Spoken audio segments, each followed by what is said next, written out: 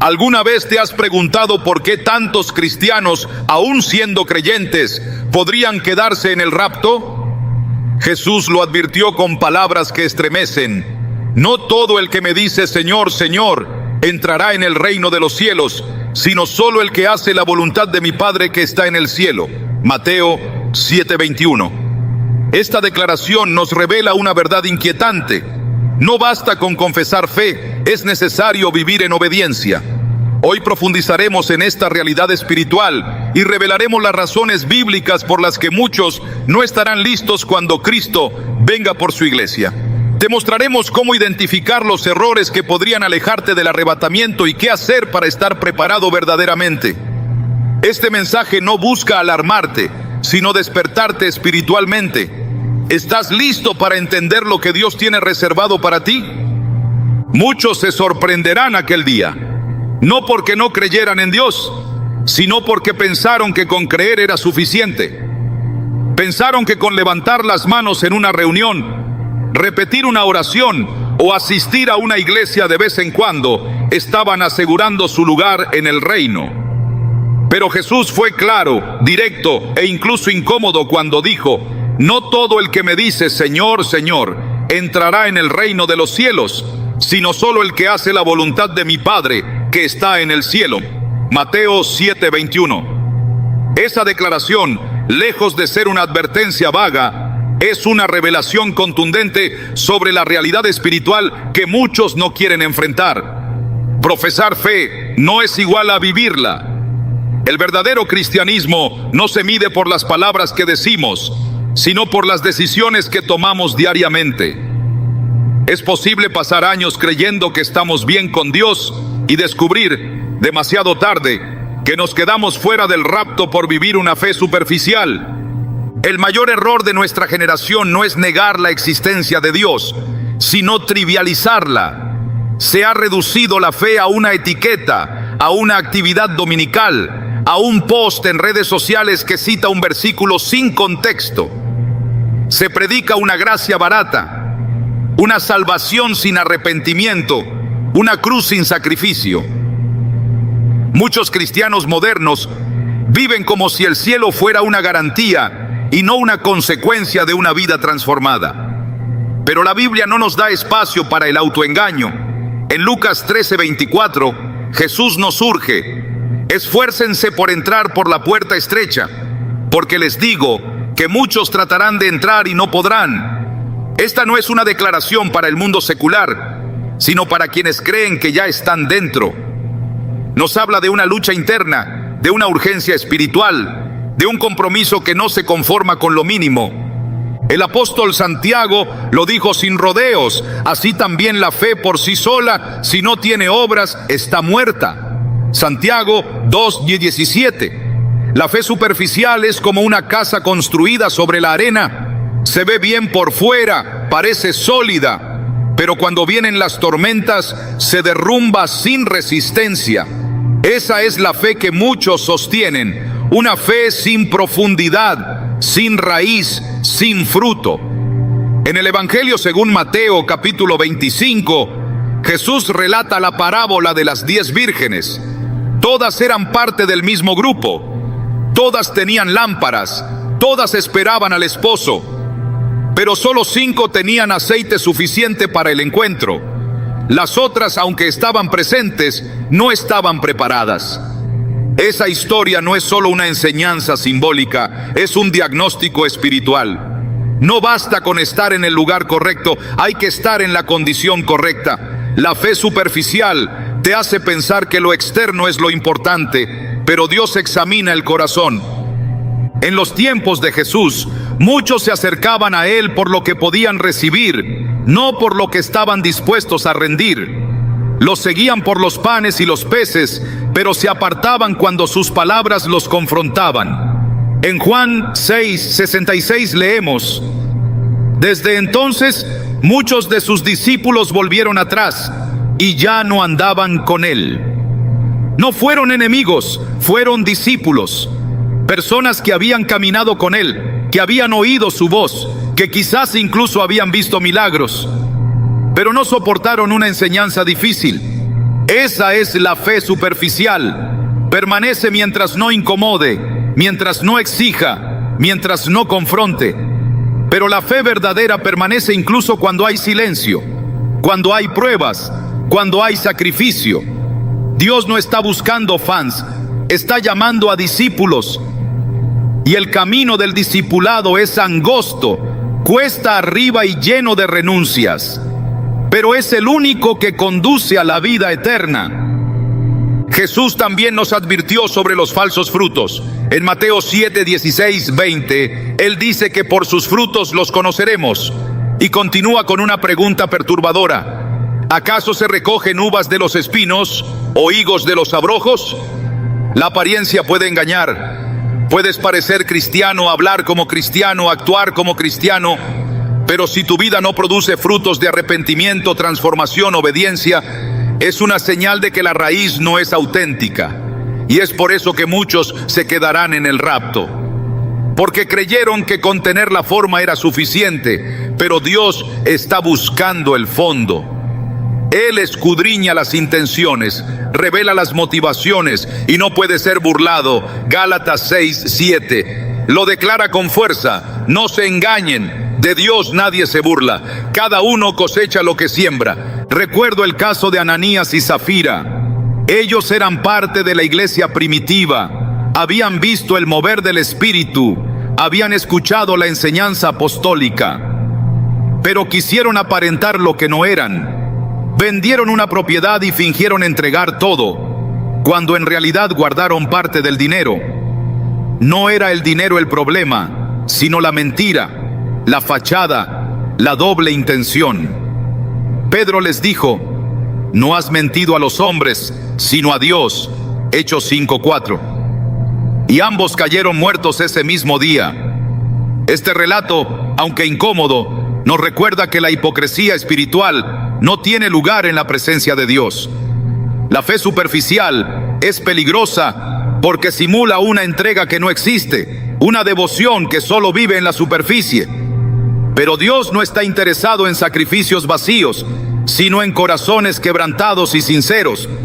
Vivimos en una época donde se valora más lo visible que lo profundo, donde una publicación cristiana puede obtener miles de likes, pero el tiempo a solas con Dios es escaso, donde se aplauden los testimonios llamativos, pero se descuida la obediencia diaria, silenciosa y constante. Jesús nos confronta con palabras que deben resonar en nuestro interior. ¿Por qué me llaman Señor, Señor, y no hacen lo que les digo? Lucas 6:46. El verdadero señorío de Cristo no se demuestra con palabras, sino con acciones. No se trata de cuántas veces lo mencionamos, sino de cuántas veces nos rendimos a su voluntad.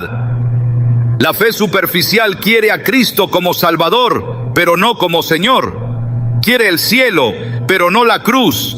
Quiere promesas, pero no procesos. Quiere milagros, pero no compromiso.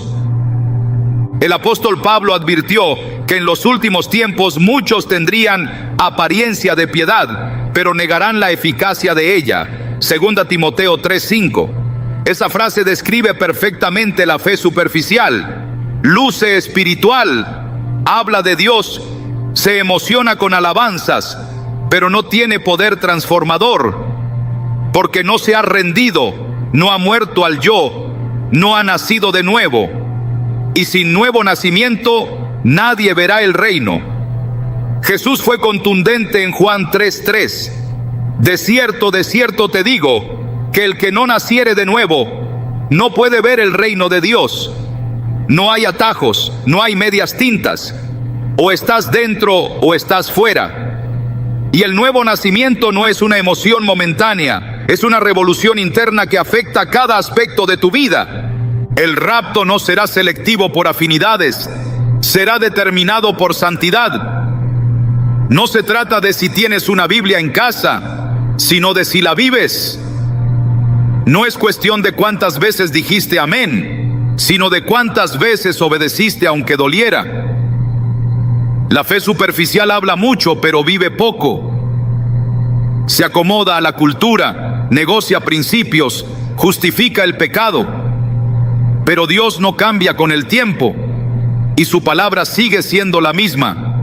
En Hebreos 12:14 se nos dice: busquen la paz con todos y la santidad, sin la cual nadie verá al Señor.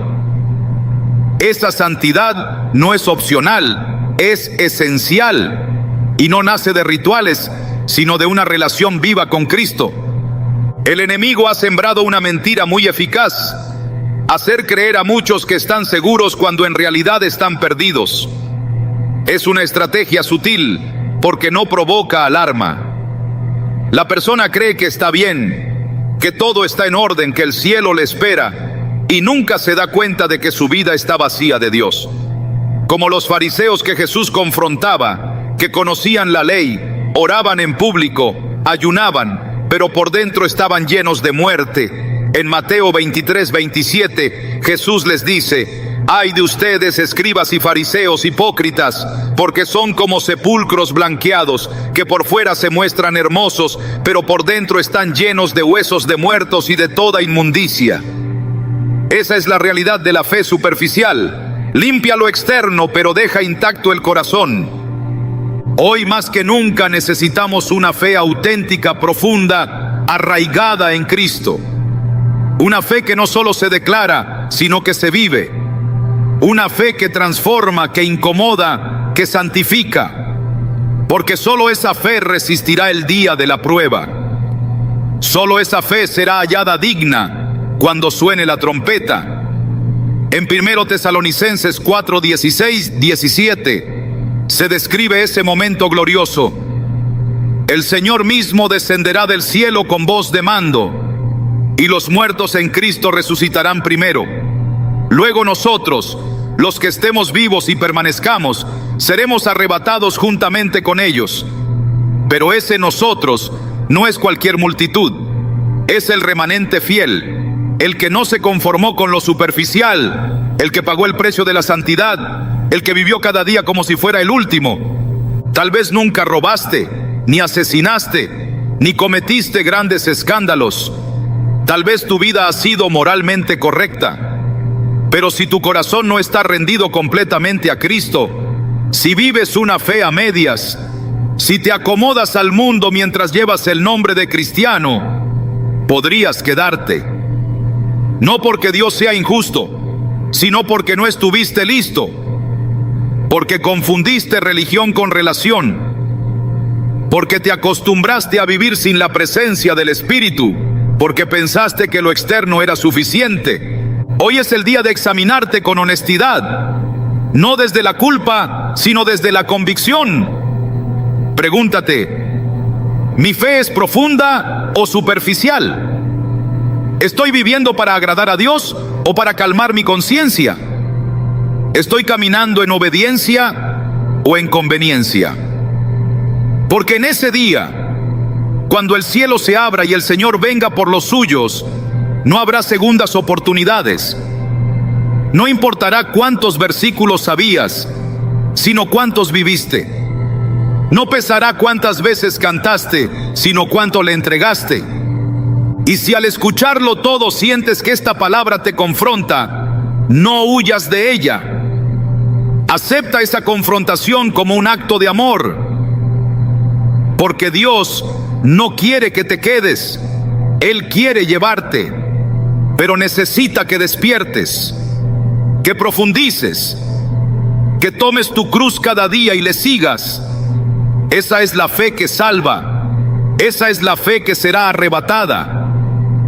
En Apocalipsis 3:15-16, el Señor dirige un mensaje severo a la iglesia de la Odisea. Yo conozco tus obras, que ni eres frío ni caliente. Ojalá fueras frío o caliente, pero por cuanto eres tibio y no frío ni caliente, te vomitaré de mi boca. Este pasaje no deja lugar a interpretaciones suaves. El juicio sobre la tibieza espiritual es claro.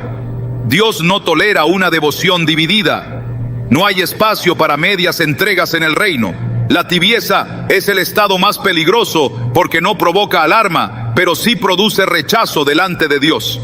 Es el terreno donde muchos se sienten cómodos, convencidos de que están bien, pero alejados de la verdadera intensidad que demanda el Evangelio. La tibieza espiritual es más común de lo que se admite. Se manifiesta en corazones que han perdido el fervor, en rutinas religiosas vacías de pasión, en vidas que no reflejan transformación. Es la condición de quienes se han acostumbrado a escuchar la palabra sin permitir que ésta los confronte ni los transforme. Es vivir en modo automático, sin hambre de Dios, sin temor reverente, sin una búsqueda activa de santidad. Cuando Jesús habló a la iglesia de la Odisea, no lo hizo a paganos, sino a creyentes. No se dirigía a incrédulos, sino a aquellos que formaban parte de la congregación, que se identificaban como su pueblo, pero que habían perdido el ardor de su primer amor. En Mateo 24:12, Jesús anticipó que en los últimos tiempos la maldad se multiplicaría y el amor de muchos se enfriaría. Esta es una de las señales más evidentes del estado tibio, un corazón que ya no ama con intensidad, una fe que ya no se alimenta, una vida que se desliza en el conformismo. El problema con el cristiano tibio es que no es consciente de su condición. Cree que todo está bien, cree que sigue a Dios porque aún asiste, aún canta, aún participa, pero su vida ya no late con fuego por el reino, ya no gime en oración, ya no llora en la presencia de Dios, ya no lucha contra el pecado con celo, ha hecho las paces con la mediocridad espiritual. La tibieza no se presenta de golpe, se instala lentamente, comienza con pequeñas concesiones, con excusas repetidas, con prioridades que cambian sutilmente. Primero se relega la oración, luego se descuida la lectura de la palabra, luego se justifican actitudes carnales, hasta que lo que antes era inaceptable se convierte en cotidiano. Es la estrategia del enemigo, enfriar el alma gota a gota hasta apagar la llama del espíritu.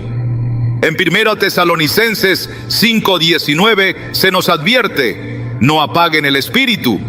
Esta exhortación es una respuesta directa al riesgo real de extinguir aquello que mantiene nuestra conexión viva con Dios. La tibieza es precisamente eso, la extinción progresiva de la presencia activa del Espíritu Santo en la vida de un creyente. El conformismo espiritual es uno de los mayores obstáculos para estar listos en el rapto. Es vivir como si hubiera tiempo de sobra, como si las advertencias de Cristo fueran para otro momento. Pero la urgencia del mensaje del reino no permite tal ligereza. Jesús dijo en Lucas 12:40, vosotros también estad preparados, porque a la hora que no penséis, el Hijo del Hombre vendrá. El creyente tibio no está preparado.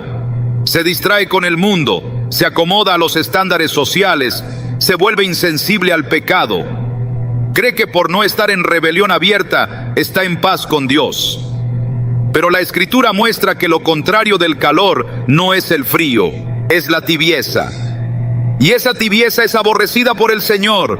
En el libro de Apocalipsis, el mensaje a la iglesia de la Odisea no termina en condena, sino en un llamado urgente al arrepentimiento. Apocalipsis 3:17-18 revela el autoengaño. Tú dices, yo soy rico y me he enriquecido y de ninguna cosa tengo necesidad, y no sabes que tú eres un desventurado, miserable, pobre, ciego y desnudo. La tibieza produce ceguera espiritual, hace que el creyente se vea a sí mismo con lentes distorsionados. Cree que está en una posición segura, pero está al borde de la exclusión. Jesús no se limita a exponer esta realidad, sino que ofrece consejo.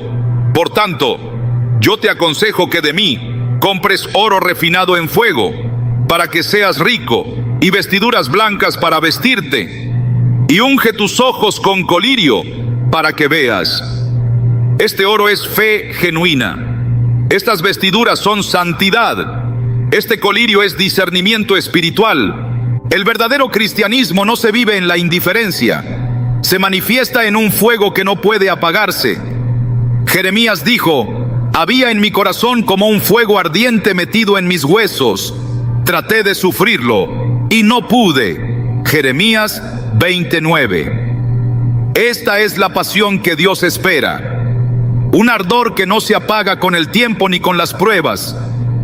un deseo por su presencia que arde incluso en medio de la dificultad. La tibieza espiritual no conoce ese fuego. Se acomoda en la rutina, se alimenta de lo mínimo, se conforma con el recuerdo de experiencias pasadas. Pero Dios no habita en memorias, sino en realidades presentes. Quiere corazones que ardan hoy, que le busquen hoy, que estén listos hoy. El problema con la tibieza es que también engaña al entorno. La iglesia tibia puede parecer activa, puede tener programas, puede tener ministerios, puede tener multitudes, pero si el fuego del Espíritu no está presente, todo es apariencia. En 2 Timoteo 3:1-5, Pablo describe una generación religiosa que tendrá forma de piedad, pero negará su poder.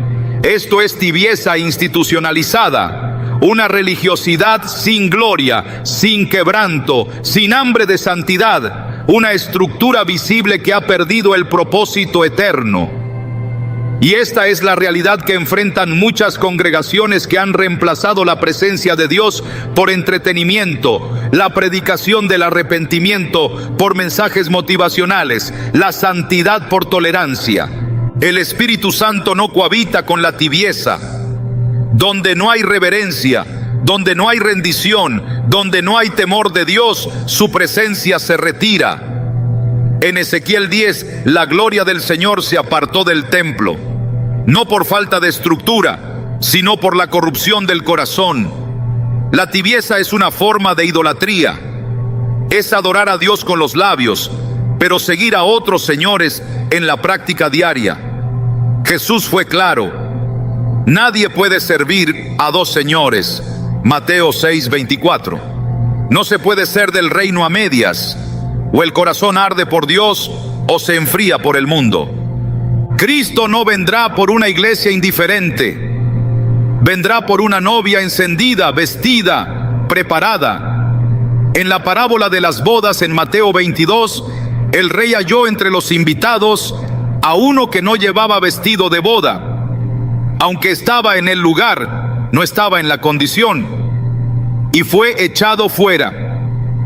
Esta parábola es una advertencia para los que asisten, pero no se revisten, para los que escuchan, pero no obedecen, para los que dicen amar a Dios, pero no lo honran con su vida. El vestido de boda representa la justicia de Cristo, aplicada a una vida transformada. No se puede tener un pie en el reino y otro en el mundo. No se puede vivir con Dios como una opción más. Él es todo o no es nada. Dios no comparte su gloria, no acepta mitades, no honra a quienes lo siguen solo por conveniencia. El fuego del altar no puede mezclarse con el fuego extraño. En Levítico 10, Nadab y Abiú ofrecieron fuego profano ante el Señor y murieron en el acto. No porque no fueran sacerdotes, sino porque actuaron sin temor, sin obediencia, sin santidad. La tibieza espiritual es fuego extraño, es acercarse a Dios sin reverencia, es servir en apariencia, pero con el corazón lejos, y ese fuego extraño no será aceptado en el día del rapto. El llamado de Cristo es a una entrega total. Marcos 12:30 dice: y amarás al Señor tu Dios con todo tu corazón, y con toda tu alma, y con toda tu mente, y con todas tus fuerzas. No hay espacio para tibieza en ese mandato. No hay espacio para la mediocridad espiritual. Es todo o nada. El rapto no hará distinciones por membresía eclesial, ni por cantidad de años en el Evangelio. Será una separación por compromiso. Solo los encendidos serán llevados. Solo los que han vencido la tibieza, que han luchado por mantener el fuego, que no se han conformado con una vida cómoda, estarán listos. En Romanos 12:11 se nos exhorta: no sean perezosos en lo que requiere diligencia, antes bien, sean fervientes en espíritu, sirviendo al Señor. La tibieza es lo opuesto al fervor, es pereza disfrazada de calma, es apatía disfrazada de madurez, es negligencia disfrazada de prudencia. Pero el Espíritu Santo no habita en la indiferencia. Él se mueve donde hay hambre, donde hay disposición, donde hay clamor. El cristiano tibio no clama, no busca, no se duele por su estado, ha hecho un pacto con el silencio espiritual, y esa quietud no es paz, es muerte. El día del rapto será repentino, no habrá avisos de última hora, no habrá tiempo para preparar lámparas, solo los que hayan mantenido su aceite estarán listos. La tibieza es el mayor impedimento para estar preparados, porque crea una falsa seguridad. Hace creer que aún hay tiempo, que aún se puede vivir a medias. Pero la voz del esposo no esperará. En Mateo 25:10 leemos que cuando las vírgenes insensatas fueron a comprar aceite, vino el esposo, y las que estaban preparadas entraron con él a las bodas, y se cerró la puerta. La tibieza no da margen, excluye, sella el destino de los que no supieron velar. Hoy es tiempo de quebrar la tibieza, de volver al fuego, de buscar a Dios con toda el alma. No hay seguridad en la mediocridad, no hay salvación en la indiferencia. El Espíritu Santo está llamando a la iglesia a despertar, a encenderse, a volver al primer amor. Apocalipsis 3:19 concluye: yo reprendo y castigo a todos los que amo, sé pues celoso y arrepiéntete. Ese es el llamado: celos por Dios, pasión por su gloria, arrepentimiento genuino. Solo así estaremos listos. Nada permanece oculto para siempre. Lo que el hombre cree esconder en la oscuridad, Dios lo revela a la luz. En Lucas 12:2-3, Jesús dijo con firmeza: nada hay encubierto que no haya de descubrirse, ni oculto que no haya de saberse.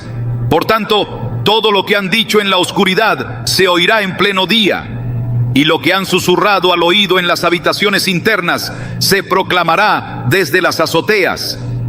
Esta advertencia no es una metáfora abstracta, es una verdad espiritual que penetra hasta lo más profundo del corazón humano. El pecado oculto no permanece sin consecuencias. Lo no confesado se convierte en condena. Lo no tratado se transforma en una brecha entre Dios y el alma. El problema del pecado oculto no radica únicamente en el acto cometido, sino en la hipocresía que lo sostiene. El corazón dividido pretende acercarse a Dios mientras retiene con fuerza aquello que sabe que debe abandonar. En Isaías 29:13, el Señor denuncia esta dualidad. Este pueblo se acerca a mí con su boca y con sus labios me honra, pero su corazón está lejos de mí. Esta separación entre lo externo y lo interno es la esencia de la vida doble. Se canta, se predica, se ora, pero todo desde un lugar que no está verdaderamente rendido. El cristiano que vive así se convierte en un actor sobre el escenario de la fe, pero su alma permanece distante del fuego purificador de la santidad. La Escritura está llena de ejemplos que demuestran que el pecado no tratado lleva a la pérdida de propósito, de comunión y finalmente de destino eterno.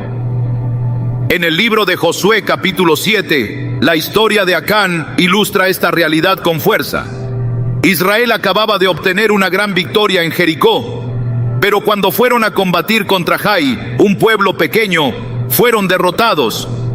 La razón no estaba en la fuerza del enemigo, sino en el pecado oculto en medio del campamento. Acán había tomado para sí lo que Dios había prohibido. Había escondido el botín bajo su tienda, pensando que nadie lo sabría.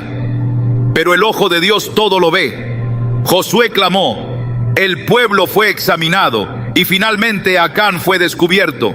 Su pecado trajo juicio, no solo sobre él, sino sobre toda la congregación.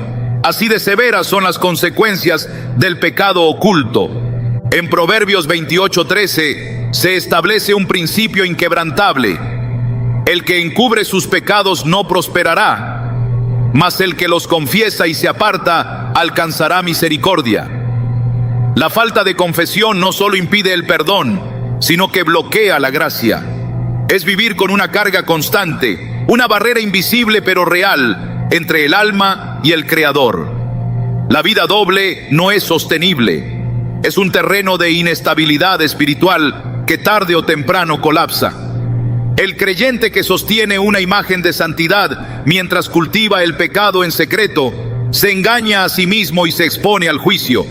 En Gálatas 6:7, el apóstol Pablo lo advierte con claridad: no os engañéis, Dios no puede ser burlado, pues todo lo que el hombre sembrare, eso también segará. El rapto será un momento de separación, no de discursos, sino de realidades, no de apariencias, sino de integridad. El Señor vendrá por una iglesia sin mancha ni arruga. No se refiere a una perfección humana, sino a una disposición de vida santificada. El pecado oculto impide esa condición. Una vida doble niega esa preparación. En Mateo 24:44, Jesús exhorta: por tanto, también vosotros estad preparados, porque el Hijo del Hombre vendrá a la hora que no pensáis. No hay tiempo para arreglos de última hora. El secreto no confesado es una carga que pesará demasiado cuando suene la trompeta. No podrá ocultarse más. Y entonces, lo que no fue confesado será juzgado. En la vida cristiana no hay espacio para la duplicidad. En Mateo 6:22-23, Jesús dijo: la lámpara del cuerpo es el ojo. Así que si tu ojo es bueno, todo tu cuerpo estará lleno de luz. Pero si tu ojo es maligno, todo tu cuerpo estará en tinieblas. No se puede mirar al cielo mientras los pies están en el lodo. No se puede vivir para Cristo con una mano en el altar y otra en el pecado. La integridad espiritual exige una entrega completa. No basta con querer ser parte del reino, hay que renunciar a todo aquello que nos separa de él. El apóstol Pedro, en su primera carta, capítulo 1, versículo 15, escribe: como aquel que os llamó es santo, sed también vosotros santos en toda vuestra manera de vivir. La santidad no es un estado opcional para unos pocos consagrados, es el estándar mínimo para todo aquel que espera al Señor. El pecado oculto destruye esa santidad desde dentro. Como una enfermedad que avanza en silencio, va debilitando el discernimiento, erosionando la sensibilidad espiritual, hasta que el alma ya no responde al llamado del Espíritu. Y cuando llega a ese punto, el creyente ya no siente culpa, sino costumbre. Ya no se duele, sino que justifica. Ya no se quebranta, sino que se acomoda. En Hebreos 4:13 leemos: y no hay cosa creada que no sea manifiesta en su presencia. Antes bien, todas las cosas están desnudas y abiertas a los ojos de aquel a quien tenemos que dar cuenta. El juicio de Dios no se basa en lo que los hombres ven, sino en lo que Él conoce. Nada puede esconderse de su mirada, ningún pensamiento, ninguna intención, ninguna acción. La vida doble puede engañar a los hombres, pero no puede resistir el escrutinio del Santo. Y esa es la realidad que muchos ignoran. Viven como si lo privado no tuviera consecuencias eternas, pero el cielo no se abre a los que viven en tinieblas. La puerta se cierra para aquellos que nunca permitieron que la luz expusiera su pecado. El llamado de Dios no es a la perfección humana, sino a la honestidad espiritual. En Salmos 32:5, el salmista declara: mi pecado te declaré, y no encubrí mi iniquidad. Dije: confesaré mis transgresiones a Jehová, y tú perdonaste la maldad de mi pecado. Esta confesión no es una formalidad, es un acto de rendición total. Es la clave para romper el ciclo de la vida doble. Es la única vía hacia la restauración. Porque mientras el pecado permanezca escondido, el alma no puede ser libre.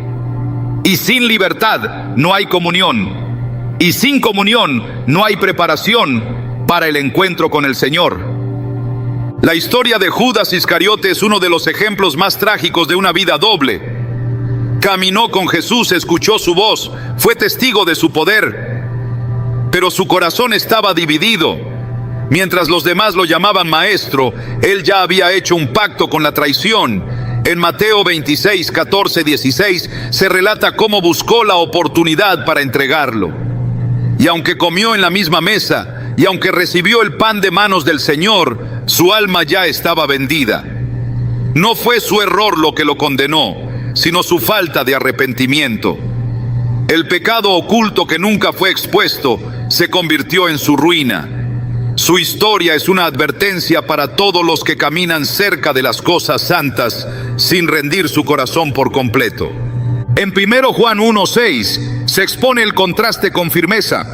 Si decimos que tenemos comunión con Él y andamos en tinieblas, mentimos y no practicamos la verdad. No hay neutralidad en la vida espiritual. O se anda en la luz o se anda en tinieblas. El pecado oculto rompe la comunión con Dios, impide el fluir del Espíritu, distorsiona la percepción del bien y del mal. Es una trampa que atrapa lentamente hasta que el corazón se endurece. Y cuando eso sucede, ya no hay sensibilidad al llamado divino, ya no hay urgencia por santificarse, ya no hay deseo por ser hallado digno. El arrepentimiento es la única salida, no el remordimiento emocional, sino una decisión profunda y radical de abandonar el pecado y caminar en obediencia. En Hechos 3:19, Pedro declara: así que arrepentíos